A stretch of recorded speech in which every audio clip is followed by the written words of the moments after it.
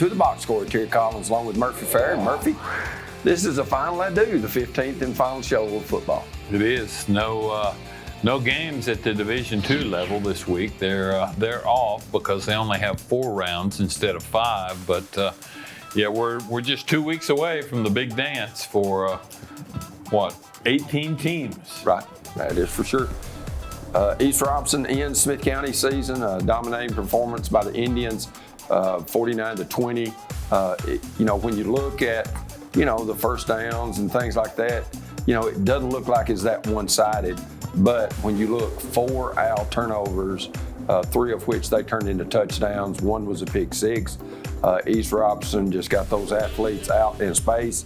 And when I saw number 1 in the open space, Mr. Groves, it was trouble. He had 336 of their 381 yards. The good news is he's going away. He won't be here. No, he's the younger one. Junior. He's the younger one. Okay. The older one is going to Kentucky. The bad news is the younger one's coming back. And then they've got a baby brother that's a sophomore that'll be a junior. That's awfully good. So, just a dominating performance for East Robinson. They jumped up 35-6 in the first half, and just did an excellent job. You got to give Coach Chase Brooks, former Roger Perry player at Portland, team a lot of credit. Yeah, he did, and he showed that good coaching and good players can win a lot of football games. Hats off to Coach Dyer, though, and his staff for what they accomplished this year. I know it was a very senior-dominated team, but it was a very good football team, and there'll be people talking about the 2023 Smith County High School football team for a long, long time. Back-to-back region champs and back-to-back quarterfinal appearances, 1 in 3A, 1 in 2A. Let's go ahead and look at some individual stats from the game. Isaiah Groves, 25 rushes, 253 yards, 3 touchdowns, 1 reception for 83 yards and a score. Like I said, 336 of their 381 yards. Elijah Groves, 3 tackles for loss, a sack, a 50-yard interception, a return for a touchdown. For the Owls, Ethan Madewell in his final year as an Owl, 20 carries for 105 yards and a score. 14 seniors for Smith County.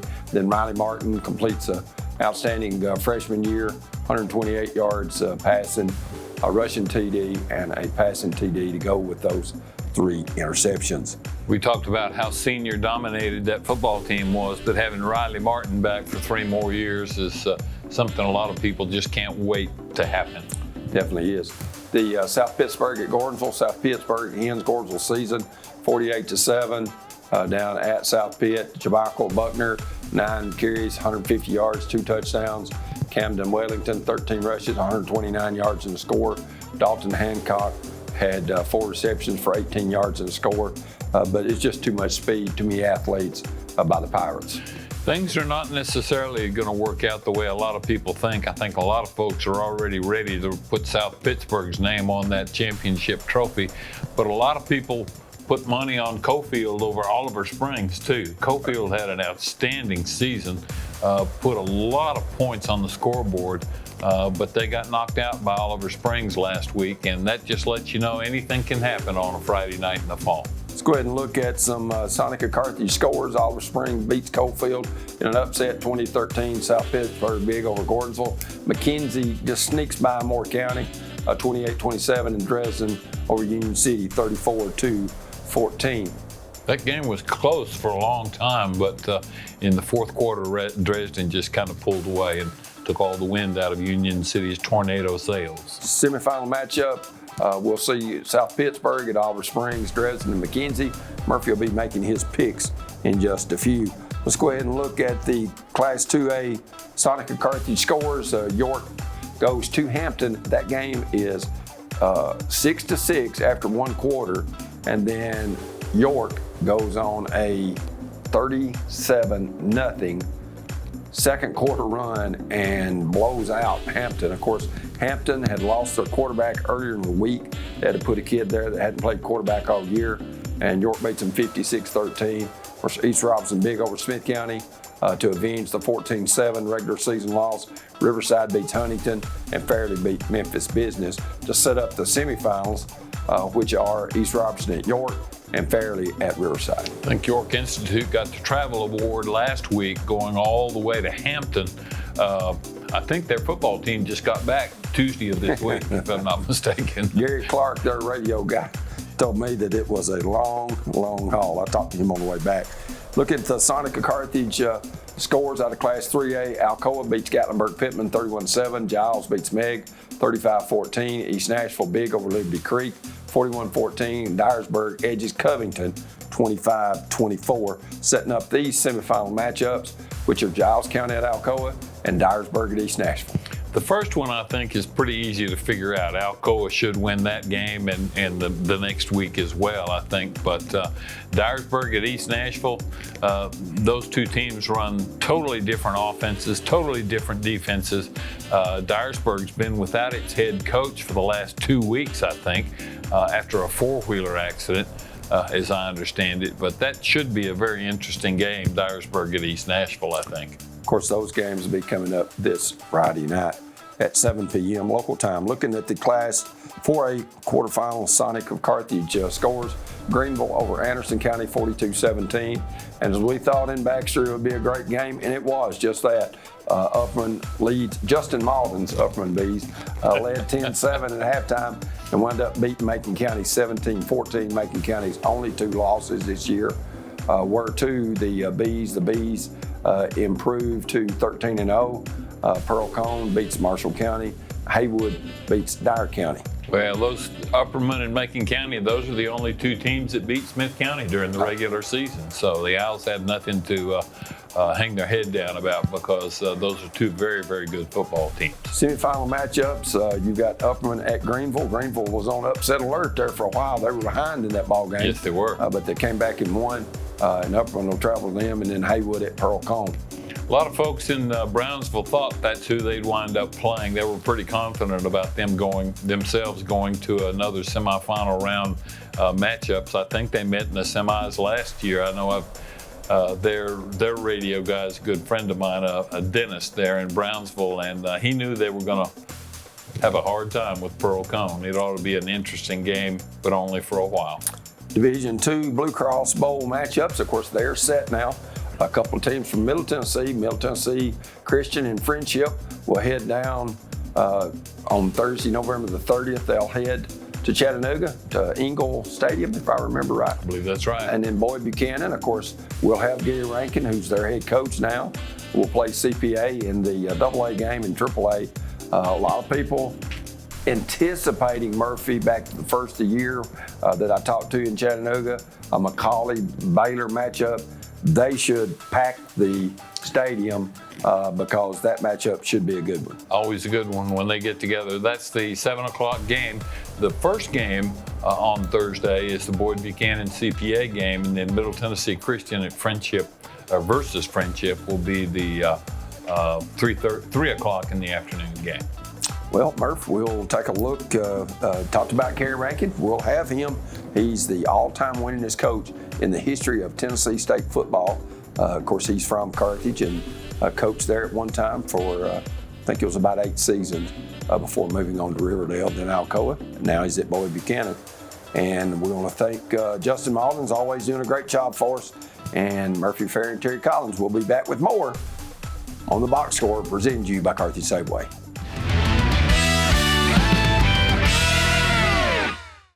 Your trusted friend for all your grocery needs in Smith County is Carthage Safeway, your home-owned and home-operated supermarket. From the delicious USDA steaks in their meat department to the freshest produce around, Carthage Safeway is proud to serve you and your family. Todd and Angela Skurlock and everyone at Carthage Safeway are always there with a friendly smile and a helping hand. Great service, prices, and selection. That's Carthage Safeway, 80 Dixon Springs Highway, Carthage. Neighbors help each other. It's how community works. And it's how we do business at DTC.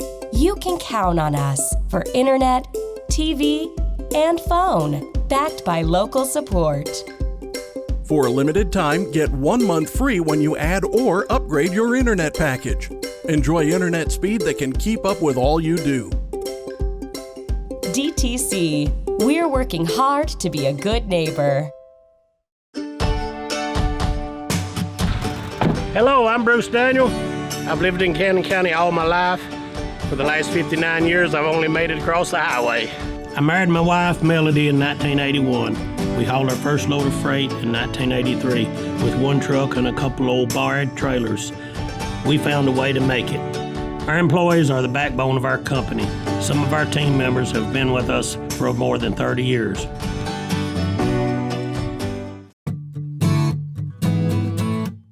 Nearstar Tennessee Zinc Mines is a proud supporter of athletic programs throughout the area, including high school football and high school basketball. To learn more about us, please visit us at our website, www.nearstar.com. Nearstar Tennessee Zinc Mines.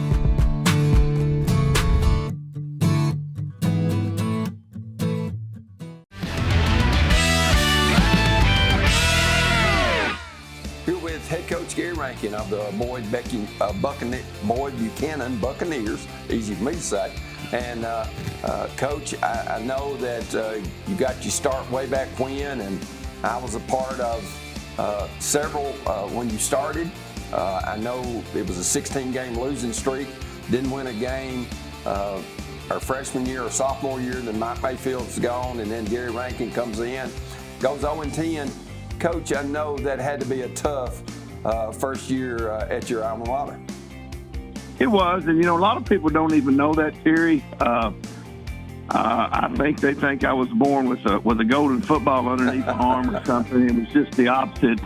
Somebody said to me one time, "Don't you feel guilty about winning all those games?" And I just wanted to go back and give him a little bit of history lesson about when I started. So it was certainly tough on a guy that's got a little confidence and going into his first head coaching job, and you lose all of them. It was certainly a slap in the face, but, people talk about being on both ends of it, and I've certainly been on both ends of it. I've been part of the longest losing streak in the state, and I've been part of the longest winning streak in the state at one time. So it was a great learning lesson for me. I wouldn't wish it on anybody else, but I sure wouldn't go back and change anything about it. Gary, as you well know, a lot of times when a head coach becomes a head coach for the first time, their chest has to be out just a little bit. I mean, they figured they had all the answers and they were going to go in there and turn a program around, and you found it wasn't quite that easy. You had a lot of humility because of that 0-10 season to start your head coaching career, didn't you? And it wasn't only just players, the facilities. Didn't have a decent weight room. Everything was sort of in shambles at that time. And, we made a lot of improvements at first. We didn't win any games, but we built a new weight room, redid our dressing room. We did some of the things that I thought you needed to do to put some pride back in the program. And, the second year we went to a bowl game, I believe, and won some games. So it took off. And, Smith County before that had a huge football tradition. Right. Back when Scotty and those guys were there, and even when I played, we were decent. So there was some tradition there. It just gone away. And, I was going in there hoping we could bring some of that back, and we did. Coach, speaking of Scotty Yeaman, he was your coach. He was also the Sports Nuts guy, a guy that was on the school board and really, tried to help you in any way he could, was probably a key man, and you getting hired back and to coach the OWL program. No doubt, and just a great person for the town of Carthage, and especially for Smith County and Carthage in their school system. Was a great coach, a principal, was on the board forever. So he certainly did a lot for our town and for our school. Gary, he was a very close friend of mine as well, and every time I was around Scotty and we got to talking about football, your name always came up. He had to have been almost like a father figure, second father figure to you. He was. He was like family, and I called him every Saturday morning. We talked after the games and stuff, and he was always in there working a little bit on Saturdays, and we rehashed all the games and what Smith County was doing after I had left there. So he was certainly a big part of my life. Gary, a lot of people think you run a terribly complicated offense, but truth be known, more times than not, you're running 6 or 8 plays over and over and over again. It's one of those deals where stop me if you can, and most of the opposition couldn't. You got to protect the football, and we gave up an interception the other night, but we've won 13 games with only had 4 turnovers. So that's a hard recipe. That right there alone has kept us in most of our games, and we've played pretty good defense. So, I think there's a difference, guys, in knowing a lot of football and knowing how to win at football. So, I've always believed in those basic things and tried to keep it and make it important to do the things that I think that you have to do to win. And no matter what sport it is, you've got to play good defense, whether it's football, basketball, baseball. You're not going to make it 7 errors and win many games, and you're not going to have 25 turnovers in basketball and win many games, and you're not going to turn it over 3 or 4 times a game and win many football games. So, it sort of always started with me not losing the game, and let's see where we can go from there. If the other team doesn't score, you don't lose, do you? That's exactly right. Well, Coach Gary Rankin, the head coach at Boyd Buchanan, best of luck trying to get your first state title with the Buccaneers. You've got 17, which is all your fingers and just about all your toes as far as championship rings. And Coach Rankin, we appreciate you being with us, and best of luck. Not far to travel to the Blue Cross Bowl for Boyd Buchanan. Exactly. I appreciate it. We may be somewhere we're not supposed to be this early, but we're certainly proud of our kids, proud of our program. We've got a good football team, but we don't have a good program yet, and we're facing, I think, one of the premier programs in the state in CPA. So we'll see what goes on, and they certainly are one of the best teams in the state. We certainly got our hands full. Gary, good luck. I'll see you next week in Chattanooga. Thank you, guys. Appreciate it. We've been visiting with the TWSAA Hall of Fame coach, Gary Rankin, and we'll have more when we return to the Box Score, presented to you by Carthage Safeway.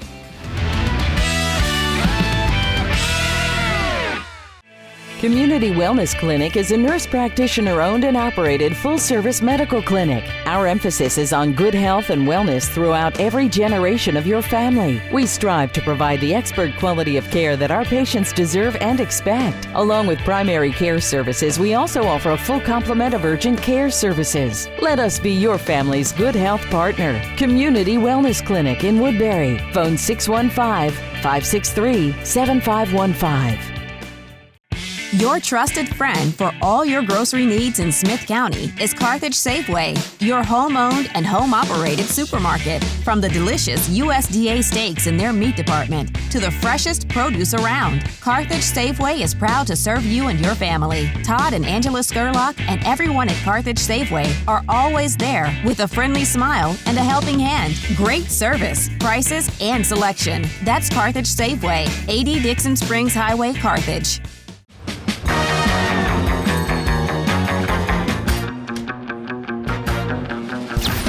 DTC Fiber? Yeah. Nice. DTC Fiber? Oh, yeah.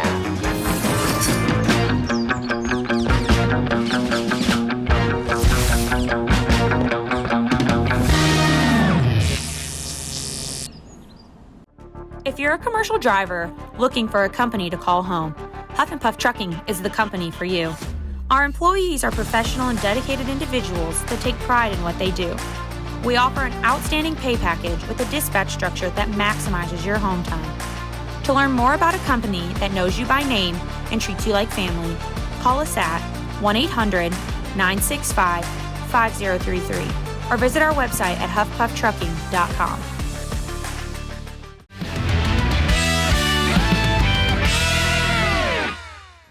Here with former Owls head coach, former Upperman head coach, Riverdale assistant coach, Cookville head coach, and assistant head coach at Clay County, and let's throw in White County as well. You forgot Sparta there for a second. 44 years, Coach, that you've been at it. Thanks, first of all, for taking the time. Well, I appreciate it, Terry. Appreciate it a lot. Coach, you had 2 special years at Clay County. Last year especially, where you go to the state championship game. You were the offensive coordinator there under Bruce Lamb, and very close friend of yours that came after you at Carthage and was the head coach, and Mike Dickerson, and it was kind of a magical run for y'all last year. It really was. I couldn't decide if I wanted to get back in it or not. But I went in the spring and watched them a little bit. Watched them, their skill kids throw the ball around a little bit. I knew they had really good skill players. And matter of fact, I told Coach Lamb, I said, I don't know if you have any linemen, but I can tell you right now, your skill kids are really good for 1A football. And I decided I would go help them. They really needed some help. They didn't have many coaches on the staff, and they needed some help. And I've been down that road myself, and you always appreciate when somebody's willing to help you. But I did, and it was a great year for us. We you never thought we'd make it to the state championship game, but we had some really good special players and just some tough kids, and we were able to put together a good run and make it to the state championship game. Jim, you won a lot of football games, not only as a head coach, but as an offensive coordinator and also a player. I know you were a quarterback at Tennessee Tech, a quarterback at Livingston Academy. When did you first start playing football? Do you remember how old you were to play organized football? Yeah, I was a seventh grader. I didn't start before the seventh grade. I played, in Overton County. They only had one team. I went to Islands at elementary school in Islands, and we only had one team in the county, and you could come from any of the schools and play. But that's when I started as a seventh grader. Actually, first year I played defensive end, and I got moved to quarterback, and guess I've been there ever since. But it was seventh grade when I started. At what age did you think you might want to be a football coach? I knew that I wanted to be a coach, I guess, from the time I was in middle school. I didn't know whether I wanted to coach football, basketball, baseball, whatever. And I've coached all of them. But I knew that I wanted to be a coach, and I never really entertained the possibility of doing anything else. And here I am, I guess, 44 years into it, and really never thought about doing anything else. And don't know what else I could do. But, I knew at an early age that's what I wanted to do. Coach, let's go over a little bit of the history of you at 14 seasons at Smith County. You started in 99. You went through 2012. You won the region in 99, 2002, 2004, 2005, 2008. You won the district in 2010, 2011. You're the all-time winningest coach in school history. You surpassed Turney Ford, who had 109 wins in 18 seasons, and Jimmy Maynord was 133 wins and 39 losses in 14 seasons. Your fewest wins was 7 in 2000, and then your most wins in 2002 and 2006 was 11, but then you set the mark in 2004 when you won 12 games and went to the semifinals. Quite a run in Carthage. Well, it really was, Terry. And I had been at Upperman prior to that, and then the Smith County job had come open, and I had recalled. I knew a lot about Smith County because I'd played them when I was in high school, and knew that it was a football place. And one thing that really stuck out to me, and I can remember my first year at Upperman, we played Smith County, and they had not won a football game, but you look over on the sidelines and the stands were full. We played them at Upperman, and the stands were full. And I'm thinking, that's a special place because, when you don't win a game and fans turn out like that, it really means something. You can tell it means something to them. And I always wanted to coach at a place that I considered a football school, and I always thought that Smith County was a football school. And it turned out really good for me, and I had great help there. I had great support and really good players, and just a lot of fond memories of those 14 years that I was at Smith County High School. Jimmy, all of those jobs that Terry rattled off there just a couple of minutes ago, the thing that impresses me the most about your career is, you coached a lot of places, but you never had to go very far from home. That let me know that everyone in the Upper Cumberland had a very strong, positive opinion of Jimmy Maynord as a high school football coach, and I think that in itself speaks volumes for what you did on the gridiron. Well, I appreciate that. I grew up here and, was a pretty good high school athlete in the Upper Cumberland. And, I guess a lot of people knew me. And I was able to have some success, and you know how that works. When you are successful, then you know you get a pretty good response from people and schools and that type of thing. But you know, it's a special place. It's Upper Cumberland. You know, plays good football, good athletics. The fans love their schools, and they love their athletic teams, and that's important. That's very important because some places it's not like that, and it's just very fortunate that I was always, everywhere I coached, had great support from everybody, administration as well as the community, and I feel very fortunate that I was able to do that. Coach, when you look, we've got had Gary Rankin on for an interview earlier. I know he's a close friend of yours. You were his defensive coordinator at Murfreesboro Riverdale, to where y'all won some state championships. Discuss your and Gary's relationship.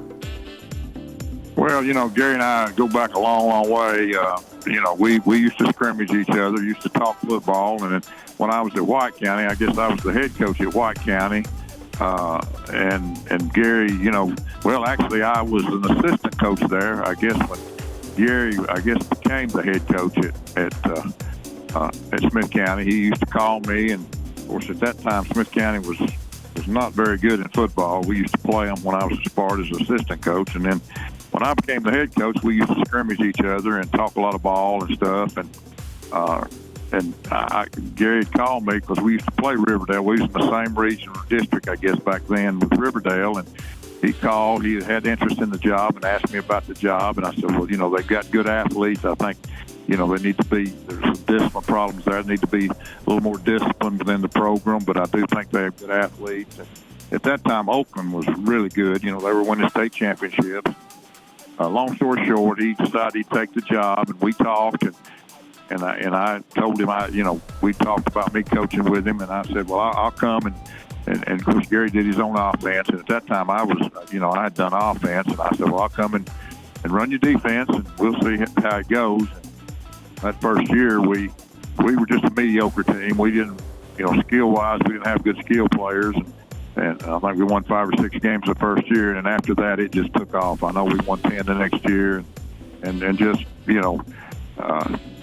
led on to a state championship, and it was just a great run my 5 years there at Riverdale High School. It was great working for him, and Mr. Watson was our principal, and just a great opportunity for me, and one of the best jobs I've ever had. And you did a lot of driving for that job too, because weren't you still living in Sparta most of your tenure at Riverdale? I was. It was, about an hour and 10-minute drive, and one way, and I did. I drove, but you can put in a lot of game plans when you're driving early in the morning and late in the afternoon. You get to thinking a lot. It wasn't bad. I've driven just about my whole career because my wife is in real estate here in Cookeville and this area, and we have to stay around this area. So I was able to drive different places, and it really never did bother me to do that. But it was sometimes I'd drive it twice in one day. We'd go to basketball games. I'd go pick up my wife in London. We'd go back and watch a basketball game and then go back home. But you get used to doing it. You get used to, that's part of your day, and it worked out okay. Coach, when you look at Smith County and the things you did there, not only on the gridiron, but getting the facilities up to par. I know a tremendous amount of work. Mr. Tom Arnold and yourself got that field to where it needed to be. You built the indoor practice facility. You got the coach's trailer over there. You got the dressing room, which you have now. A lot of work went into that. It was, and we had to, we built new bleachers on the visitor side, put in new lights, built that new concession stand down on the Booster Club, built that with bathrooms and stuff down there, and was able to put metal on the press box, and we were able to do a lot of things, and put lights on the practice field. I'm proud of that. I'm proud that we were able to do that. They deserve that. For so many years, the facilities were not up to par, not like they should be for a program like Smith County has. And, obviously we got some help from our school board and different people in different places, but a lot of volunteer work. But we did get the facilities, and it's a nice facility. They've added some things now to it, but I'm very proud of what we were able to accomplish there in those 14 years. Well, Coach Jimmy Maynord, we appreciate you visiting with us. I know you say that this is the final adieu, the conclusion of 44 years, and I know as a Smith County fan and working with you on a daily basis, we are very, very thankful that Jimmy Maynord chose to come to Carthage. Well, I appreciate that, and like I said, that was 14 years of great memories, and I'll never forget those players. And when I see them, they're so, it just it really helps me to see those guys, and they're always very appreciative and thankful for what we were able to accomplish. And obviously, I could not have done that without the great coaching staff. I was very fortunate to have great coaches and really good players that were dedicated to that program, and a lot of other people too. When you think about your booster clubs and your administration and all that, it takes all that to be able to be successful. And I was very fortunate to be in that, have that opportunity. Well, Coach Maynord, we appreciate it, and best of luck. Okay, thank you. We'll take a look at some of Murphy's picks when we return. As we remind you, you're watching The Box Score, brought to you by Carthage Safeway.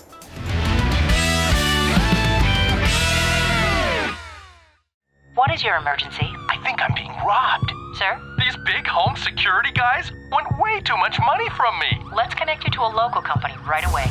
It's a crime what big national companies charge for home security.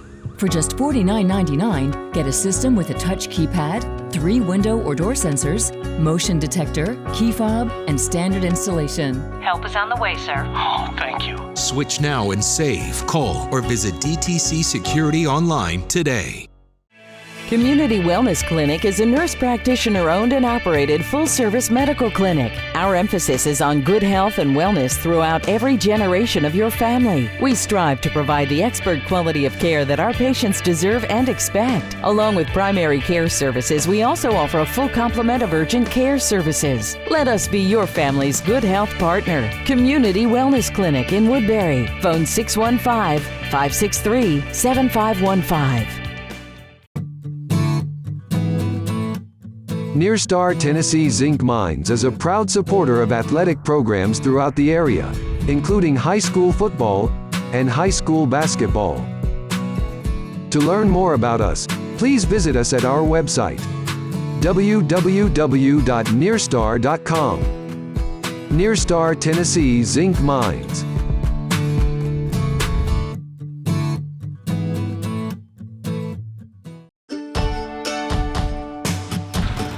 Hello, I'm Bruce Daniel. I've lived in Buchanan County all my life. For the last 59 years, I've only made it across the highway. I married my wife, Melody, in 1981. We hauled our first load of freight in 1983 with one truck and a couple old borrowed trailers. We found a way to make it. Our employees are the backbone of our company. Some of our team members have been with us for more than 30 years.